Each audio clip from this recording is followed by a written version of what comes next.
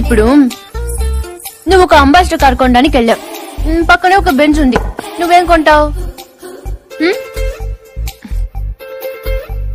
నువ్వు portable TV కొనడానికి వెళ్ళావు. ఆ పక్కన ఒక పెద్ద ప్లాస్మా టీవీ ఉంది. నువ్వేం కొంటావు? అక్క అంబాసిడర్, నేను బెంజు, అది పోర్టబుల్. నేను ప్లాస్మా, అది లైఫ్ బాయ్. నేను లక్స్. అందుకే నా అందం దానికి ప్రాబ్లం కాకూడదని ఇలా వచ్చాను. దేవుడి దయ వల్ల దానికి పెళ్ళైపోతే అక్కడ గంటకు ట్రక్ బంటులో హృతిక్ రోషన్, అభిషేక్ బచ్చన్ దొరకపోలే. చూసావా, నువ్వు కూడా చూపు తిప్పుకోలేకపోతున్నావు.